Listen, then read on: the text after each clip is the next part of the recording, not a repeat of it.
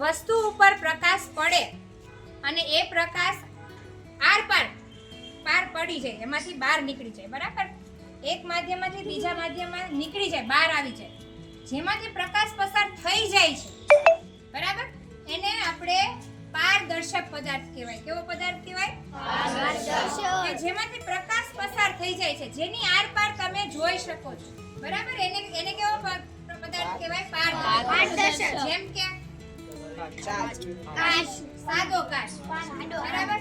સાદો કાચ છે, પછી એની કોથળીઓ આવે છે પ્લાસ્ટિકની, પાણી છે, વેરી ગુડ, ચોખ્ખું પાણી છે, પ્લાસ્ટિકનો ગ્લાસ છે, બરાબર?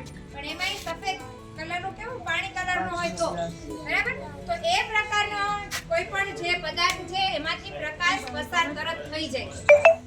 એટલા માટે આપણે સામેની વસ્તુ આરામથી જોઈ શકીએ છીએ, એકદમ ચોખ્ખું જોઈ શકો છો ને? શા માટે? કારણ કે એની વચ્ચે આપણે જે આવરણ લગાડેલું છે એ છે આર પાર જોઈ શકાય એવું સાદો કાગળ, પ્લાસ્ટિકનો કાગળ છે એ લગાડેલો છે, જેના કારણે એની આરપાર તમે જોઈ શકો છો, બરાબર? હવે તમે મને જોઈ શકો છો તો મારી વચ્ચે કે આવરણ છે ખરું? હવા છે કે નહીં? હવા શું છે? પારદર્શક પદાર્થ છે. હવા છે એ કેવું છે? પારદર્શક. એટલા માટે તમે મને જોઈ શકો છો. હોય તો તમે દેખાવ, પણ ચોખ્ખું પાણી હોય તો તમે આરામથી દેખાવ. તો થોડો પ્રકાશ પસાર થાય એને પારભાષક પદાર્થ કહેવાય. શું કહેવાય? પારભાષક. અથવા અર્ધ પારદર્શક. અડધો પ્રકાશ પસાર થાય છે, અડધો પ્રકાશ પસાર થતો નથી, એટલે ઝાંખું દેખાય છે. કેવું દેખાય છે?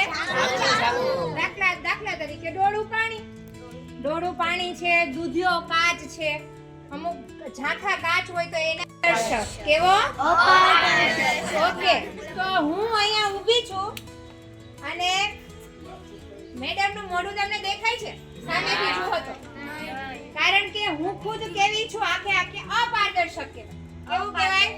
અપારદર્શક. મારામાંથી પ્રકાશ ભટકાઈને પાછો જાય છે, પસાર થતો નથી. જો પસાર થતો હોત તો એને અપારદર્શક કહેવાય. આ વસ્તુ જે છે અહીંયા ઓલો કાગળ દેખાય છે તમને? કારણ કે અહીંયાથી પ્રકાશ અંદરથી પસાર થતો નથી, પણ આ જ ખુરશી પાણી કલરની હોત અને મેં અહીંયા રાખ્યું હોત તો તમને દેખાત? કારણ કે ઈ માન આપો. 1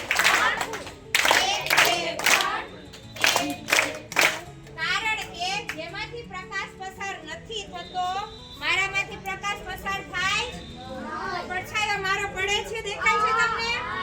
તડકામાં મારો પડછાયો પડે છે. આ ભાઈનો પડછાયો પડે છે તમને? પડે છે બધાયનો? તો અપારદર્શક પદાર્થ હોય એનો હંમેશા પડછાયો પડે. જો અહીંયા મારા હાથ છે, દેખાય છે? દેખાય છે ને? તો આ રીતે પડછાયો પડશે ને, અહીંયા પાછો ફરે છે પ્રકાશ. પડ્યો હશે અહીંયા, ભટકાઈને કઈ સાઈડ જાય છે? આ સાઈડ. એટલા માટે અહીંયા જે બન્યું છે એ પડછાયો બને છે. શું બને છે?